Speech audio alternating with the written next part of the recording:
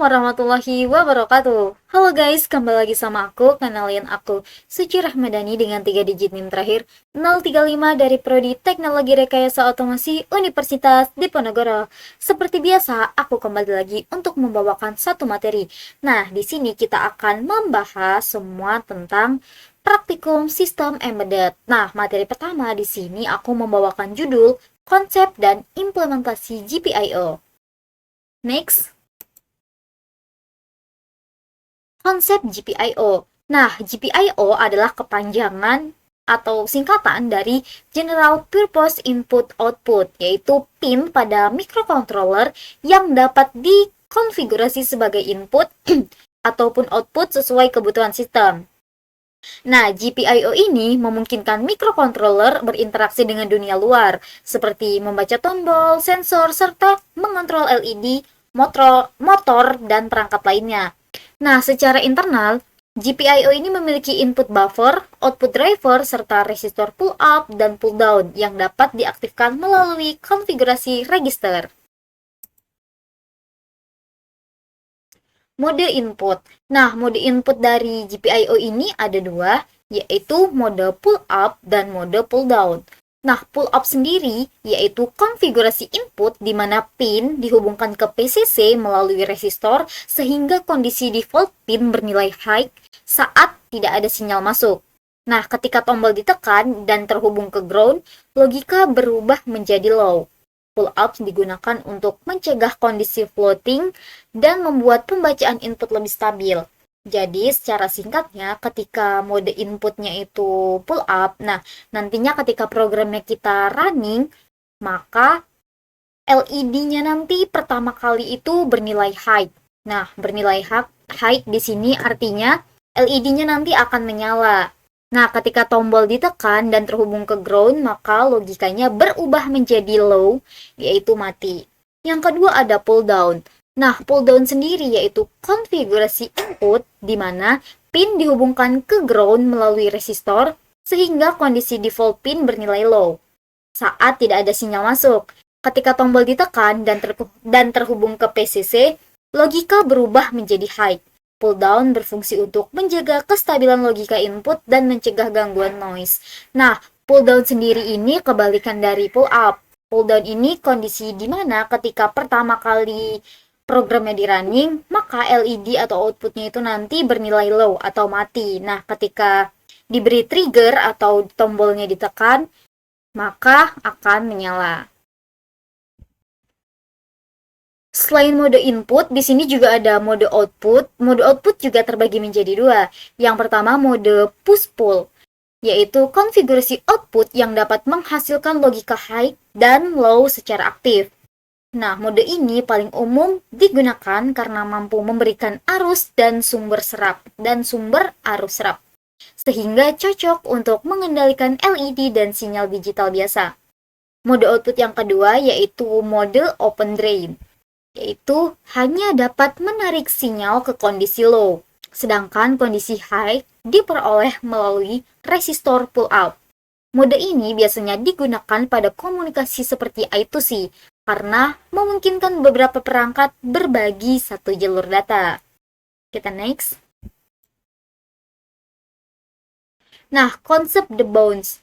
Nah, the bounce sendiri yaitu ketika tombol ditekan, sinyal tuh tidak langsung stabil karena terjadi bouncing atau getaran mekanis yang menghasilkan noise. Nah, hal ini dapat menyebabkan pembacaan logika yang salah. Jadi, the bounce itu metode untuk menghilangkan efek dari bouncing itu, yang dapat dilakukan dengan delay software, filter RC, atau hardware, atau metode state machine. Kita next. Encoder kuadratur dan keypad matrix. Nah, encoder kuadratur yaitu menggunakan dua sinyal digital, yaitu sinyal A dan sinyal B, yang dimana memiliki perbedaan fasa. Dengan membaca urutan perubahan sinyal, sistem dapat mengetahui arah dan jumlah putaran. Encoder ini banyak digunakan pada sistem robotika dan kontrol motor. Selalu di sini ada keypad matrix, yaitu disusun dalam bentuk baris dan kolom untuk menghemat penggunaan pin microcontroller. Nah, pembacaannya dilakukan dengan metode scanning, yaitu mengaktifkan baris secara bergantian dan membaca kolom. Active high dan active low. Active high yaitu perangkat aktif ketika menerima logika 1, sedangkan active low berarti perangkat aktif ketika menerima logika 0 atau low. Nah, konsep ini tuh penting dalam perancangan sistem karena menentukan bagaimana sih perangkat seperti LED atau tombol itu berperilaku saat diberi sinyal tertentu. Jadi secara gampangnya ketika diberi logika 1 itu atau hak dia aktif, berarti itu active high dan active high. Dan ketika diberi logika 0 atau low dan perangkat itu aktif, maka itu adalah active low.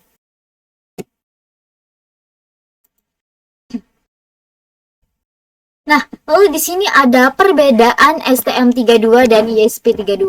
Seperti yang kita ketahui, STM32 dan ESP32 itu adalah microcontroller yang nantinya akan terus-terusan kita bahas karena berfokus di dua ini, di praktikum sistem embedded ini. Nah, untuk STM32 sendiri yaitu arsitekturnya itu ARM Cortex-M yang stabil dan deterministik untuk sistem real time. Sedangkan ESP32 yaitu dengan Wi-Fi dan Bluetooth-nya terintegrasi langsung dalam satu chip. Untuk STM32, sistem timer sangat lengkap. Ada advanced timer, encoder mode, PWM, dan PWM presisi tinggi. Lalu, untuk ESP32 sendiri yaitu memiliki dual core prosesor dengan dukungan multitasking seperti Free RTOS. Lalu untuk STM32, ADC-nya lebih presisi dan cocok untuk pengolahan sinyal analog. Nah, untuk ESP32 sendiri, clock yang relatif tinggi itu clock-nya untuk kelas microcontroller. Untuk STM lagi, memiliki banyak varian seri untuk kebutuhan low power hingga high performance. Sedangkan untuk ESP32 memiliki banyak fitur tambahan seperti touch sensor dan hall sensor bawaan.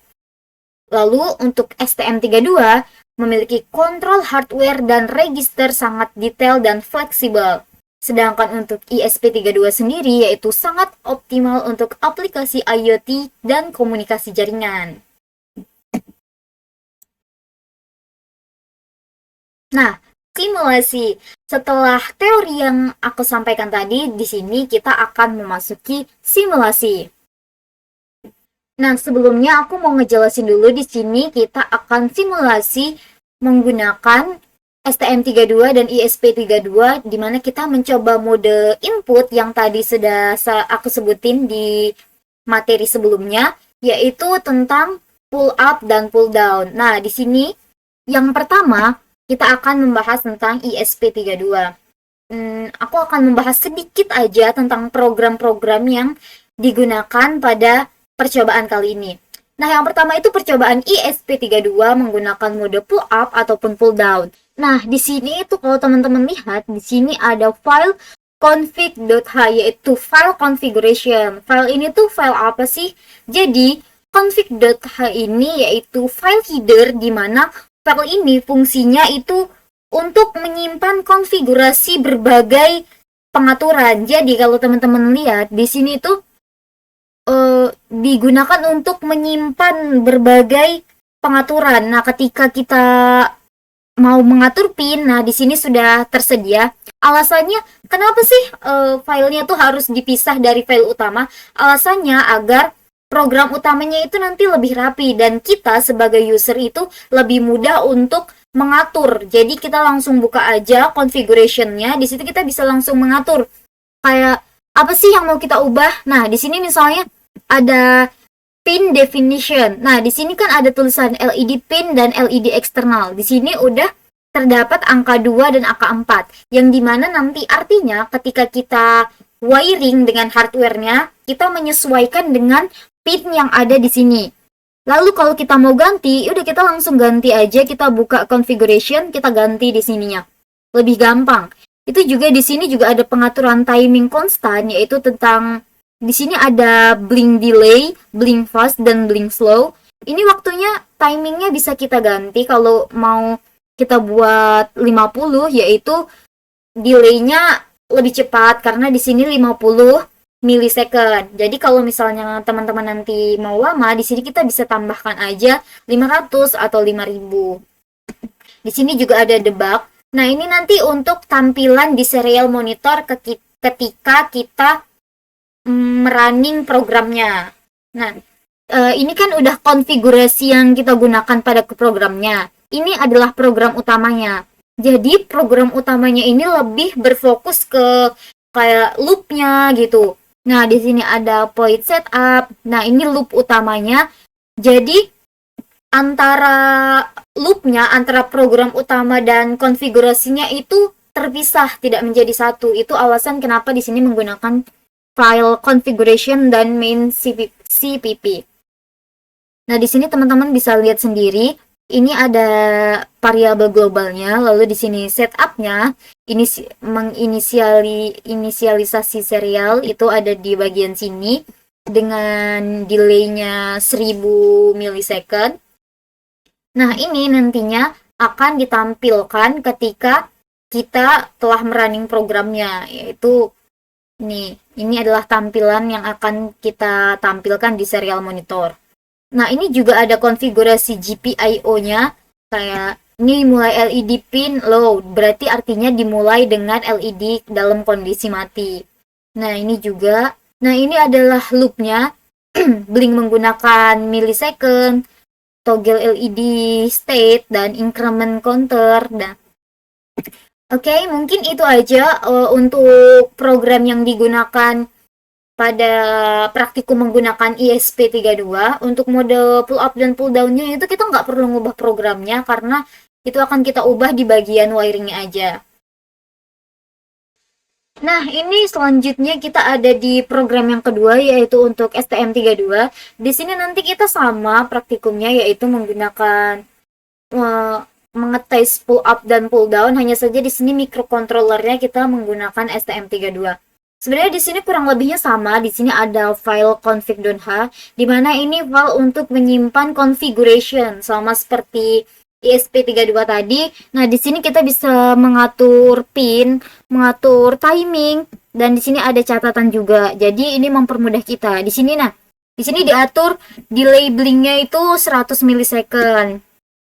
Nah, lalu di sini ada pin-pinnya yang dapat kita atur sesuai dengan hardware kita nanti. Lalu di sini juga ada file main CPP. Nah, ini adalah program utama kita yang isinya itu ada variabel global, setupnya ini sama seperti tadi, inisialisasi serial. Nah, di sini juga ada konfigurasi GPIO. Lalu di sini ada loop utamanya. Nah, ini juga di sini kita ada wiring diagramnya, nanti bisa melihat ini. Oke, kalau gitu kita langsung aja masuk ke simulasinya dengan hardware menggunakan program-program yang telah kita buat ini. Di sini kita mencoba percobaan pertama, yaitu ESP32 mode pull up. Nah, ketika pertama kali di run, maka LED internalnya di sini akan mati karena ini adalah mode pull up. Ketika kita klik push button, maka LED internalnya akan menyala, dan ketika kita klik lagi, maka LED-nya akan mati. Nah, selanjutnya untuk wiringnya sendiri, di sini kita menggunakan PCC 3,3 volt yang kita sambungkan ke kaki resistor, lalu kaki resistor ke push button, dan kaki push button satu lagi kita masukkan ke ground. Dan untuk kaki yang sebelahnya lagi di sini untuk pengalamatan pin. Selanjutnya ini adalah percobaan kedua, yaitu ESP32 mode pull down, di mana kondisi awalnya LED-nya akan menyala. Ini adalah kebalikan dari mode pull up tadi. Nah, ketika kita klik push buttonnya, maka LED akan mati, dan ketika kita klik kembali, maka LED-nya akan menyala. Nah, untuk wiringnya sendiri, di sini kita hanya akan mengubah dua jumper, yang dimana sebelumnya kabel ground letaknya di kaki push button, sekarang kita ubah ke kaki resistor, dan sebaliknya yang kabel tadi PCC di resistor kita ubah ke jumper. Untuk percobaan ketiga, di sini kita masih menggunakan STM32, hanya saja di sini kita juga menambahkan LED eksternal. Nah, ini adalah kondisi awal ketika kita run, yaitu LED-nya akan mati karena ini adalah mode pull up. Ketika kita klik push button, maka LED-nya akan menyala, dan ketika kita klik lagi, maka LED-nya akan mati. Untuk wiringnya seperti tadi, kita hanya menukar kedua jumper, yaitu di bagian kaki push button dan kaki resistor. Selanjutnya di sini kita masih percobaan ISP32 pull down dengan LED eksternal. Nah, di sini kondisi awalnya yaitu LED-nya akan menyala. Nah, ketika kita klik push button, maka LED-nya akan mati. Ketika kita klik lagi, maka LED-nya akan menyala. Lalu di sini untuk wiring tambahannya kita menambahkan LED di mana kaki LED yang anoda itu dihubungkan ke resistor dan resistornya kita hubungkan ke pin alamatnya. Lalu untuk kaki katodanya kita hubungkan ke ground. Seperti itu saja untuk tambahan wiringnya. Selebihnya seperti wiring yang awal tadi. Oke, selanjutnya di sini kami menggunakan percobaan untuk STM32 yang pull up, di mana kondisi awal ketika di-upload LED-nya akan mati, namun ketika kita klik push button LED-nya akan menyala. Kita klik lagi, LED-nya akan mati. Untuk wiringnya hampir sama, di mana pinnya pin 0 masuk ke kaki push button. Lalu kaki push button satu lagi masuk ke ground, dan di sini ada 3,3 volt masuk ke kaki resistor. Oke. Selanjutnya di sini kita menggunakan percobaan STM32 yang pull down, di mana kondisi awalnya LED internal akan menyala. Namun ketika kita klik push button, maka LED internalnya akan mati, dan ketika kita klik kembali, maka akan nyala kembali. Nah, untuk wiringnya seperti biasa, kabel jumper ground di sini menyambung ke kaki resistor. Untuk sebelah sini, jumper yang menuju kaki push button disambungkan ke 3,3 volt. Di sini juga kaki push button kita sambungkan ke pin yang sesuai dengan yang ada pada program. Nah, di sini kita akan melanjutkan percobaan dengan STM32 menggunakan LED eksternal. Di sini keadaannya ketika awal di-upload, maka LED-nya akan blink terlebih dahulu, dan ini menyala karena di sini kita menggunakan yang pull down, di mana kondisi awalnya akan menyala. Nah, ketika kita tekan LED-nya, maka LED-nya akan mati. Nah, kita tekan sekali lagi, LED-nya akan menyala. Untuk wiringnya seperti biasa di sini, untuk kaki LED-nya sebelah kita masukin ke pin, namun di sini tengah-tengahnya kita beri resistor terlebih dahulu agar arus yang masuk tidak terlalu besar. Lalu di sini di kaki satunya kita sambungkan dengan ground. Nah, apabila di sini kita cabut resistornya dan langsung kita sambungkan pinnya ke kaki ini, maka nyala lampu LED akan besar karena arus yang masuk juga lebih besar. Oke, di sini kita melanjutkan ke percobaan terakhir, yaitu STM32 yang pull up. Dimana ketika kita nantinya selesai mengupload, maka LED-nya akan blink terlebih dahulu dan LED-nya akan mati karena seperti yang saya katakan tadi, ini adalah pull up, dimana kondisi awal LED akan mati dan ketika kita klik push button, maka LED-nya akan menyala.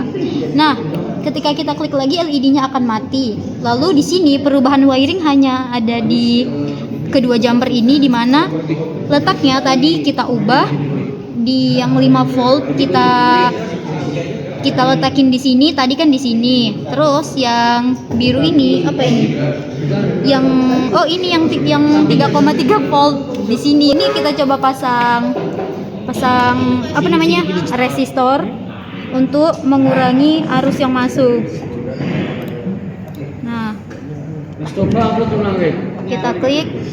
Nah, resistor akan menyala dengan nyala yang redup, yang menandakan arus yang masuk itu terhambat oleh resistor. Oke, di sini selanjutnya kita nyoba serial monitor di ESP32. Nah, untuk supaya monitornya nanti dapat terlihat, di sini kita menggunakan extension tambahan yaitu serial monitor. Nah, selain itu di sini sesuai perintah kita menggunakan From AI yang sudah terdapat dinaikinnya gimana?